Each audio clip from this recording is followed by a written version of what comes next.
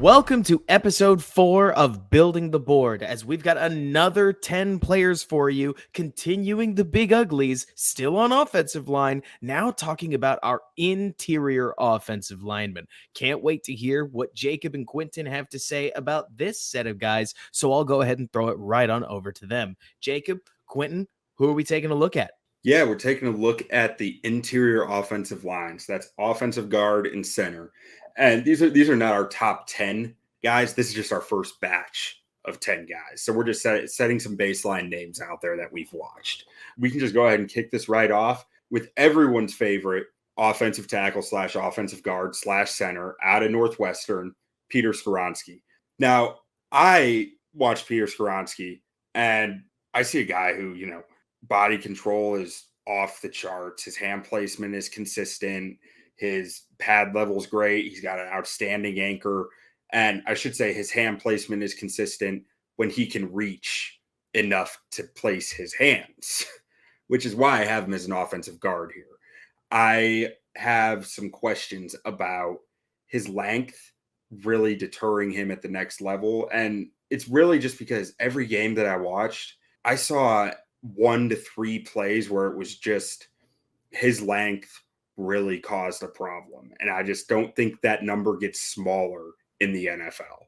But when I look at him, I see the guy who is the best offensive guard in this class, who could kick inside to center and be one of the best centers in this class, if not the best center. So he's still very high on my board. I'm just skeptical of his ability to stay at offensive tackle and repair those issues of when a long defender gets in his chest, it not being the end of the rep. What do you think, Jacob? I think the concerns with Skoronski in that regard are totally fair. I'm very interested in seeing what his combine arm length is going to end up being, because I don't expect it's going to be all that great, at least from an offensive tackle perspective. So I can totally see him moving inside, or teams thinking he's going to kick inside. It's kind of that Rashawn Slater sort of situation in my mind, where I guess it could really vary by team. I think that Skoronski, from a pure film perspective, is the best offensive lineman in this class. And when it's all said and done, I'm going to have the best film grade of him out of any tackle, guard, center, however you want to put it. I think, him stepping in as a replacement for Slater in 2020, and ever since, he's just been fantastic. You're just looking at a coordinated individual who knows what he's doing. Low to the ground, lands his strikes well. He's got pretty good grip strength. I don't think he's like the nastiest blocker out there, but I think he's just very coordinated, has very good spatial awareness, and knows if he's looking for work in pass pro, he does a really good job of making the right calls, does a good job of finding work in like a zone sort of run situation. And he's coordinated too. You get him at the point of attack, he can roll his hips to seal off defenders and, open up lanes for his teammates in the run game. So he's very clearly a round 1 guy. I think, that's not really up for debate. Yeah. It's just a matter of where in round 1 does he go. If someone views him as a tackle, then I could see, him being a top 10 pick, because I certainly think he's a top 10 talent in this class. It's just a matter of, do you want to pick a guard in the top 10? Because that happens so rarely. So and I can see him dropping a little bit. When it happens, you end up paying Quentin Nelson like he's a left tackle. 5 years down the road, which, everyone wants Quentin Nelson on their team, but I don't know how many folks want to pay their left guard or right guard. I forget which he plays, but whichever Skoronski would play, like a left tackle. Yeah, no, absolutely. So that's going to be really interesting to see. But, I think we're both in agreement. Skoronski's a great player. It's just a matter of where he ends up. And then another guy that, I want to bring up here is another tackle that we're projecting at guard. And this guy's a lot of fun to watch. And that's Cody Mauch out of North Dakota State. I just think there's so much football character there with him, on and off the field. And I watch a dude who's very coordinated. He started off his collegiate career as a tight end and then made the switch to offensive lineman. Very good coordinated mover, just a smooth athlete who I think he could really fit in like a Bears sort of zone scheme situation, where, assuming they have the offseason to bring in some more of their guys, I expect them to use outside zone a little bit more. The athleticism's there, the want to's there, the nastiness is there, and the play strength is there. And I think from a technical perspective, he's a bit of a work in progress. And, being a small school guy, there might be some concerns. All right, not only is he making the jump from the FCS to the NFL, but he's also switching from tackle to guard. So there's might be a bit of an adjustment period there with him, which for an older prospect, maybe not the best. But watching his tape, I think he's going to have a rock solid career. I'm looking at a round 2 on him right now. Q, what do you think? Yeah, I've got early round 2 on him. And I think to some of what you said, like, I'd like to see him add a little more power in the lower half, but like the way that he plays, it's fine. He doesn't. I just like to see him a little more mass in that lower half once he gets to the NFL. And what I mean by the way he plays, it's fine, is like to play the way he does, you have a little bit of a screw loose, I think. Like an offensive line coach that I've talked to before has said, you can't teach a guy to just throw his hat into the chaos. They either know how to do it or they don't, or they just instinctively do it or they don't. And Mauch is one of those guys who instinctively does it. There is no flight. It's all fight with him. He has thrown his hat in the ring. He is coming for you, and it's awesome. I mean, it's exactly what I'd want in an offensive guard. So when I say I'd like to see him add a little more strength, I think he can get away without it just because he's such a physical presence out there when he's playing. And I think he is a outstanding fit for a zone blocking scheme because, like you said, that movement ability, that lateral agility, the ability to get out on the move and not only get in the way of his targets, but hit them.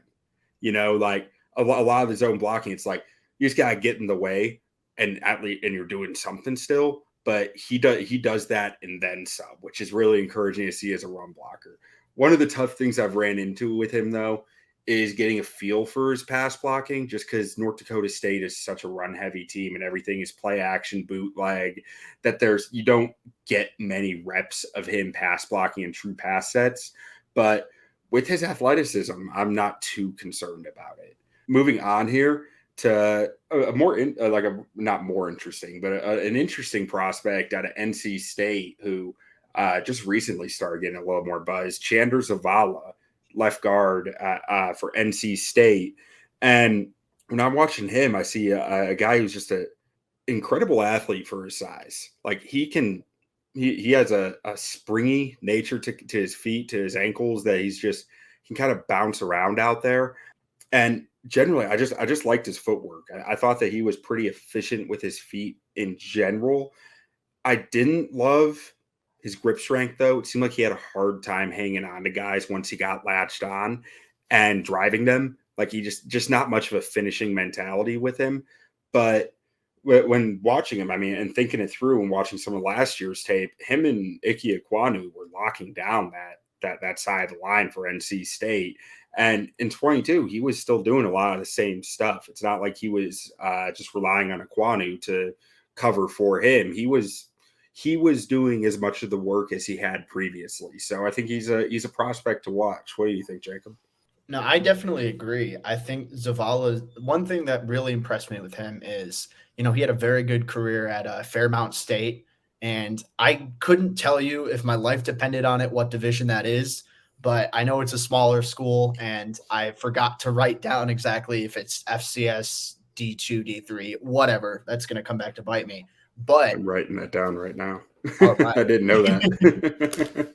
But yeah, and after his successful career there, he stepped into NC State's starting lineup right away once he transferred in 2021. And he's a guy, not the biggest dude out there, but he's low to the ground, and I think he's got heavy hands. Does a good job of keeping his legs churning, even if sometimes he gives up a little bit in the power, the size department. There's still a want to there, and I think he's got a nice overall awareness about him where he knows what assignments to pick up in zone situations. I'd like to see him improve his flexibility a little bit. I think that naturally he's not the biggest guy out there, so he's a bit lower to the ground because of that. But I think he can really unlock an even deeper aspect of his game if he works on that flexibility. So, but I do agree that, from an athleticism perspective, there's definitely stuff to like with him there. I have him as a day 3 talent. I don't know where he's going to end up, truthfully, because I haven't heard a ton of buzz around him. He's picking up, but I don't think there's like a consensus grade on him right now. So I'm Yeah. thinking, I didn't really know he even existed until a few weeks ago. So. yeah. So I'm thinking probably like a day 3 guy. I don't think he's going to go like super high. I could see like, I don't know, like round 5 maybe for him. There's some concerns with this game that I have, at least from, like a pure flexibility and a size perspective, but the want to's there, the play strength is there. I think there are flashes with him. So there's a dude I want to bring up. It's a good center class, but that means some guys tend to fall a little bit under the radar. One of those guys is Alex Forsyth out of Oregon, and again, like I said, it's a very good center class. I think in any other class, Forsyth we're looking at as a strong mid-round candidate. I think he might fall to say like the 5th or 6th round because of that, just because of the sheer talent there is. I mean, that and he's a little bit older. He's going to be 25 in his rookie year. So, you're naturally looking at a guy. Yeah. Naturally. I didn't know why was not hearing about this guy after watching his tape. And that makes more sense. So that'll knock you down a little bit. But I mean, watching him on tape, he seems like a pretty high floor type of prospect. He's got experience at both guard spots and he can play right tackle. So, he's not just a pure center like some of the other guys in this class, and I think that'll really help out his draft value. He's a smart guy. I think his experience shows well, being a 3-year starter, and just good spatial awareness, does a good job of finding work, good job of diagnosing exotic blitz looks when he faces them. Good snapper too. I think that's something, being a center, obviously you have to snap the ball well. I think the Bears have found that out the hard way over the years, but again, coordinated athlete, solid quickness. I don't think his physical ceiling's super high. And that's why I don't think he's going to go any higher than day 3. But I think that he's, an intriguing prospect. And I'd be willing to take a shot on him, say around like round 5 or something. So I'm curious what you have to say about him. I mean, I'd be thrilled if the Bears got this guy in round 5. And I mean, I completely understand where you're coming from, that he might not go until round 5. But watching this guy's tape, I mean, I watched him against Georgia, and I don't know that I've seen a center handle Georgia that well all year. I mean, he was finishing guys against Georgia, which is not something you see very often. And I mean, the thing that really stood out to me is that he will bury you if you let him. Yeah. Like, if you give him an opening to bury you, he will. He's a finisher, and I agree. I thought he was a capable athlete, not an exceptional athlete, but capable, like good enough. And really, the thing that stood out to me in his run blocking was he got such good lift. Popping his hips and lifting and driving was something that really stood out to me, that he was able to get good vertical displacement on run plays. So, like I said, capable athlete, not extremely, gifted, but good enough that I think he's a guy who could play in the NFL at a good level. And I just thought his processor was impressive. The way he was picking up stunts and blitzes, like nothing was happening. Like he just, he knew it was coming. And that's something that's really hard to assess at the center position, right? It's like trying to see these guys think, but you don't want to see them think. Like you just want to see him react. And I thought that was something that he did well, was just react. He's not pausing and thinking. He's just seeing it going. It's automatic. And maybe that, like you said, if he's 25 years old, that makes even more sense, that he's seen a lot at this point. But I mean, at 25 years old in the 5th round, I'll take him. That's fine by me. No arguments there. Next up here, staying at the center position, we got John Michael Schmitz. So we all know, out of Minnesota, center prospect, outstanding athlete, just tall player. I'm not sure what his length came in at the Senior Bowl, but I'm sure it was better than a lot of centers, because a lot of guys play center because they don't have great length, right? But his his athleticism, his ability to play that kind of outside zone, wide zone, get out on the move is special. He's gifted with it, and he brings a finisher mentality with it, which is not something you see with a lot of zone blockers. Like really zone specific scheme guys. They're usually not the most physically imposing guys, and Michael Schmitz wants to put you in the dirt, which is something that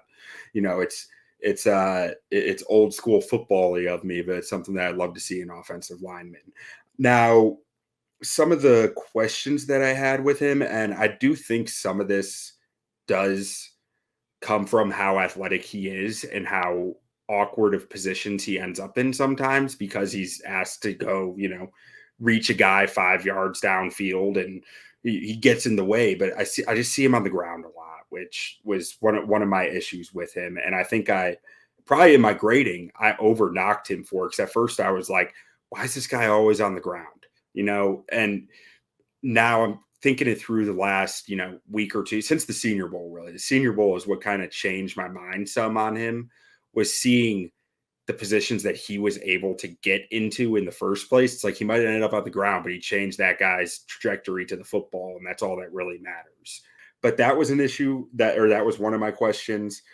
Another question was just kind of how he holds up in pass pro. It seems like he can get out leveraged at times and let guys kind of get into his pads, and his anchor had some questions for me in those spots. But what do you think, Jacob?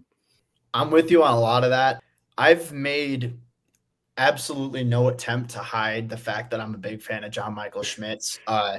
As in every mock draft simulation I have, almost all of them at this point have John Michael Schmitz, and I'm not trying to do that to commit to a bit, although I guess at this point now I kind of have to. I just think he's the type of guy, he steps in right away. Sure, he doesn't play the sexiest position, but I think he's a quality starter from day one. Just a well-rounded prospect. I think you're looking at, solid size, good snapper, good from a technical perspective, was flexible in his lower half, moves around pretty well. I would like to see a little bit more in his anchor. I'm definitely with you there. I think that some of that falling on the ground can be, all right, work on his core and work on his anchor a little bit, just to get him a little bit stronger. But I still think he fights hard, just very intelligent, athletic, coordinated prospect, a little bit older. So I think he falls to round 2, but I have a late round 1 fringe, early round 2 on him, just because I think that he's going to stand out right away. And I've been comparing Creed Humphrey, and that's not to say they're very similar in terms of talent. I mean, because Creed's a left-handed center, Schmitz isn't. So for that alone, but I think that you're looking at the type of impact that Creed Humphrey had for Kansas City right away as a second-round pick. I think you could see something somewhat similar to that with Schmitz. And to that exact level, I don't know, but I could see Schmitz being a very good starter at the next level for, say, 10 years or so. That's just me. I recognize I'm a little bit higher on him than the consensus, so I'm not going to hate if people say, I don't know, he's an older prospect and he plays center. I wouldn't take him that early, but that's a hill that I'm willing to, I don't want to say die on, but I'll just say I'm a big fan of Schmitz. And I think that that's something that, watching John Michael Schmitz, watching his tape over the years, it's just been impressive to see how he's developed athletically and how he's really ironed out his game. And there's another guy that I'm interested in, someone who, if you don't include Skoronski as a guard, which in this exercise we are, but if you don't have Skoronski as a guard, my top overall guard in this class is Osiris Torrence out of Florida. And that's not from a Bears perspective. I'm just going to say out loud because I don't think he's a great fit for this scheme. I think that if there's a weakness in his game, it's really that he's not a great lateral athlete. He doesn't have a lot of range as a blocker. He doesn't have that sheer speed to really cover a considerable amount of space. But he's a strong dude. He's big. He's compactly built. He's just got a strong anchor, strong upper body, nasty edge in his game, just a real mover at the point of attack. He's the type of guy who can displace guys in the run game, and he's shown, plenty of ability in pass protection as well. Even if he's not the best pure athlete out there, he does a good job keeping his head on a swivel, finding stuff to do if he doesn't have a defender directly over him. even though he's not the best athlete, I think he uses his body fairly well. I just think it's a matter of getting more explosive with him because he's fairly coordinated, in my opinion. Like he can roll his hips through contact in the run game pretty well. And he seems to have like decent enough control over his mobility. It's just he's not super explosive. So if you can get him to be a little bit more athletic, maybe have him drop a tiny bit of weight, then I think that that's, a very interesting prospect. Excelled at Louisiana before moving to Florida and dominated there too. I think he's an early round 2 guy. So Q, I'm curious your thoughts about him because don't think he's a great fit for the Bears just from a schematic perspective, but I think he's a good player. Yeah, no, I think he's a good player. I'm a little lower on him just because, like you said, I don't think he's a good fit for the Bears. He's a little tight through the hips, I thought. And just, I thought he was a fine mover, but when asked to pull and get out on the move, but what got me was he doesn't use his hands to latch a lot when he's a puller or when he's hitting the second level. He just kind of throws his shoulders into the guy and tries to knock him down, but doesn't latch, grip, and drive, and that's what you want. And like I'd rather see the guy latch, grip, and drive because he's just taking the guy out of the play at that point. Very strong run blocker. I was actually much more impressed by his Louisiana Lafayette tape than I was his Florida tape. I think Florida probably asked him to do a little more. Like Louisiana Lafayette was run heavy school, I think he was more in the mindset of I'm a run. Like I watched them against Texas. I was at that game and I noticed that he looked really good in that game. And then I went back and watched it again just recently, and it was like, that guy can drive. He's driving some dudes off the football. Yeah. At Florida, I think he was asked to do a little more with pass protection. They probably passed more than they had at Louisiana, and it probably kept him on his toes a little more, or on his heels, I should say. But I think he's a very talented player, very strong, but I'm just not sure he's a fit for the Bears because of so much that you said with his athleticism, his movement ability, and I'm just not sure that he's a guy that the Bears, even if they have a chance at 35, I'm not sure he's a guy they're going to want to take there. And then moving into our next guy here, it is USC offensive guard Andrew Voorhees. And I'm a little torn on this guy. Awesome last name for an offensive lineman. Just getting that right out of the way. So the first game I watched him was 2022 against Oregon State. And I was sitting here going he was just playing with a lot of hesitancy in that game. And I'm not sure why, but it just seemed very much like he wasn't a finisher, wasn't, taking charge. His pad level was a little tall, and he just seemed like he was holding something back the whole game. And then after that, I flipped on the tape against Stanford. It was like I was watching a completely different player. It was like I was watching a dude who, someone made a bad joke about his mother before the game. And it just flipped a switch. Like he was angry. He was putting guys in the dirt. He looked strong. And in the previous game, he didn't look strong. It looked like he was getting in the way of, the defenders, which is still better than not getting in the way, but not exactly what you're looking for either. And his punch stood out to me at that point, which it didn't in the first game I watched. And so I'm a little torn on him. I need to go watch more games, but based on those 2 games, I saw Jekyll and Hyde. What do you think? I think that's fair, honestly. He's got tackle guard versatility, which I think will help him out a bit. I agree with a lot of the concerns. I think, pad level isn't great. I don't think he's truly super flexible in his lower half. Part of that might be because he has a little bit of an injury history there. I have in my notes that he had to take a medical red shirt in 2019 because of an ankle injury, and he also had surgery on his knee cartilage in 2018 after spring practice. So, maybe there's some sort of lingering stuff with that. I'm not one to speculate because I don't have the direct information to his medicals and his MRIs and stuff, but I think it's something worth checking out. But either way, I think that he's a strong blocker. He's got very good size. I still project him inside because I think he's just a better fit there. I think he's, better in more condensed spaces. I think that at least from what I've seen from him on tape, there's been improvement in terms of his want to to truly, drive guys back at the point of attack, which I think is encouraging. Does a good job of neutralizing speed to power, in my opinion. And he's someone I'm thinking probably like late round, probably like a round 3. He's a late day 2 type of guy for me. I think round 3 is pretty fair for him. Maybe not an impact day 1 starter where it's like, holy cow, this guy's amazing. But he's someone I think could eventually win over a starting job as a rookie and put together enough flashes to think, all right, we've got something here. So I think he's a good player. I don't know exactly how high his ceiling is going to be, but I think he can be a decent enough starter at the next level. And so the next guy I want to talk about is a dude we saw at the Senior Bowl and, started off his career as a center, switched to guard.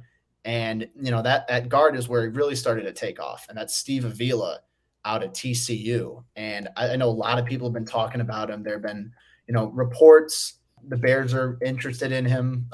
Take that for what you will. He's just a thick guy. I'm going to be honest. Like he's a big boy. Yeah. He's built like a fridge and he's just a, strong dude. He has thick lower body. And, that raw strength in his lower half allows him to hold up well at the point of attack. I think he uses his hands pretty well. Maybe not the fastest hands, but certainly powerful hands. And I think he has good grip strength when I watch him lock up at the point of attack. Not the best athlete from a mobility or a lateral quickness perspective, but I think he's got good enough short area burst on tape. And that's something that's reflected. I feel like I've said this like 5 times, in various places at this point, but Steve Avila had the best acceleration out of any offensive lineman at the Senior Bowl when he was in practice, which did surprise me a little bit because I don't think he's going to test unbelievably well from, like an agility perspective, but that short area quickness, it's good enough that I don't think he's going to be a total liability in like a wide zone sort of scheme. I think there's certainly some concerns about a long-term fit there, but I think he's a good enough player where you can kind of sort of overlook those. He's someone I also have in like that round 3 range. Intriguing prospect to me, but I'm curious, Q, what you think about him because I know the scheme fit is a little bit murky, but I think we're both in agreement he's a good player. Yeah, no, I mean, I think he has a stymieing anchor. He is, like you said, he's a refrigerator. He's hard to move.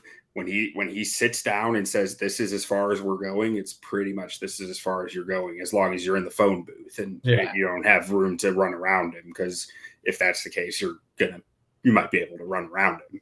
But when the reports came out earlier this week about the Bears being really interested in him, I was surprised by that because I was thinking like, they probably want more mobility there and that's not really his game. But the one conclusion that I could come to with it that made sense was that it feeds back to what you said about him having the best explosiveness of any offensive lineman. And I have in my notes here that he can open up run lanes in a straight line at a high level, right? He can explode off the ball very well in a straight line and keep that moving. So if the Bears decide to go into full scrum rugby mode and put him at center, it could make sense if they want to, pull the Jalen Hurts plays out where it's 4th and 2. We need 2 yards. Just get behind Avila and go like that. That's the only thing that really makes sense to me for him with the Bears if they put him at center and they go for more of that style in their short yardage offense. But like even at center, I think a guy like JMS or some of these other guys make more sense because of their movement abilities. Next up here, let's see. Speaking of one of those centers who has better movement abilities but might not be able to open holes near on the same level is Jarrett Patterson out of Notre Dame. Played 3 years, I believe, at center before switching to offensive guard this past year due to an injury, a torn pec. Patterson's a guy who I was higher on going into the Senior Bowl. I think some of his pass protection ability is really impressive for the center position. And he came into college as an offensive tackle, so he just a bit more natural in the pass protection. And just he's just a very technically sound player, I think. It seemed like Notre Dame asked him a lot to be the point man on where they were running the football. And he was always consistently getting his butt between the defender and the runner, and turning the defender and opening up the run lane. It was just, it was like bread and butter for them. It was just something that they consistently did well. He did not have the best Senior Bowl showing, and a lot of that was him playing guard. I think he's a center prospect, but if he wants to play guard, he's going to have to prove it to these teams. But I'm still high on him as a center prospect, or not. I shouldn't say higher than others I've seen out there. I think he's probably like a fourth round guy, maybe somewhere around there. If you're really reaching early third, maybe. But I think he's a guy who taller than most centers, and has that athletic ability to hit the second level and hit his targets consistently. What do you think, Jacob? I'm in total agreement. I think that Patterson's a center prospect to the next level. And I think watching his center tape compared to his guard tape, he looked better to me as a center. And, that showed up at the Senior Bowl. We've talked about that. It's, he looked markedly, am I saying that right? I don't know, but he looked better. He looked better is what I'm trying to say, as a center than he did at guard. And, certainly has an impressive collegiate resume for how long he's been starting at Notre Dame. I think he's got good power, like you mentioned, good size. I think that there's some, promise in terms of his overall athleticism. I think, I keep mentioning rolling the hips through contact. I think that's important because some guys can't do that. They don't have the coordination. They don't have the control over their own movement to get in the way of another guy. And I think Patterson. I didn't know what you called that. I just knew it when I saw it. And I'm very glad you said it. Rolled the hips through contact. Now I can start saying it. Yeah. Yeah, no, that's something I noticed. I'm like, how do we put that? I don't remember where I first heard that, but I heard that somewhere and I'm like, all right, I'm just going to stick with that. But yeah, no, that's an important skill rather. And especially for, I think for a Bears perspective, someone who can move that well, is coordinated at the point of attack. I think Patterson can do that. I'd like to see a little more flexibility in his lower half. I think sometimes he can be a little stiff in his knees, even if his footwork's good. I'd like to see him get a little bit lower. And, I agree he didn't have a great Senior Bowl, especially when he was at guard. Round 4 is probably where I'm going to end up having him as well. So I think you're betting on the center tape with him, and I think that's probably where you're projecting him at the next level. And here's another guy I want to talk about, the last guy we have on our list, and that's Nick Broeker out of Ole Miss. And he's someone, tackle, guard versatility. I like him a lot more as a guard. I don't think he's like a high upside guy, but I think he's a high floor type of dude. He's someone, not the biggest out there, but I think he's patient in how he moves laterally. He's got good feet, a wide base and pass protection. I think he's, some of his tape as a tackle, some of those vertical sets. I think he did a good job in those. Honor roll student over his time in SEC. And, always say that there's a difference between football intelligence and on the, and classroom intelligence, but, it shows up both ways. Because I think Broeker does a good job of keeping his head up and, trying to find work in whatever way he can. And he's pretty quick to process what's ahead of him. Don't think he's the best athlete out there, and I don't think he's the nastiest blocker. So you're not looking at a highlight level blocker, a type of guy who's going to put together those pancakes or those insane pulls that, go viral on Twitter all the time. But I think he's someone who will do his job and he'll do it pretty well. I think a late round 3, early round 4 is where I'd put him. I project him as a guard at the next level, but I think he could play just about anywhere along the offensive line if you absolutely need him to. So, Q, I'm curious for our last guy here. What are your thoughts on Nick Broeker? Yeah. So, I just, in my notes here, it's solid anchor, solid run block power, solid grip. He's just solid, there's nothing that he's blowing up with. There's nothing that they're saying this guy has this superpower trait that you need to get. You can't miss with this trait. It's more he's just solid everywhere. Everything he does, it's what he's supposed to do. He's consistently doing his job. And there's a place for that on the football field, right? You don't need to be making these splash plays all the time if you're just doing your job consistently. And I think he's that type of player. And he's just a little nasty too. which Yeah. I like to see. Yeah. Just the right amount of nastiness to not get penalties, but still get under your opponent's skin, I Yeah. think. Now, let's see. I think that his hustle is a good factor. And I really think what you said about his IQ out there, it shows up. He picks up stunts and blitzes smoothly. He is really good with his angles, especially off of combo blocks, and his timing. Yeah. His timing of when to hit, when to disconnect and move to the next level is something that really showed consistently throughout the tape as something that he's clearly practiced and put effort into, and it's doing very well. So I think you're right. Somewhere around like 4th round for him probably makes sense because he's not, you're not adding to your freak list when you draft this guy. Yeah. But you're saying this is a guy who at the least is going to be able to step in off the bench when we need him to. And at the best will be a starter to a good starter for us for years. He's a dude who knows how to play football. He's a football player first and foremost. I think that's a way to explain it. And even if the upside isn't sky high, he knows what he's doing out there. So I think coaches will come to love that. Yeah, absolutely. And I think that wraps us up on our first batch of 10 interior offensive linemen for the board.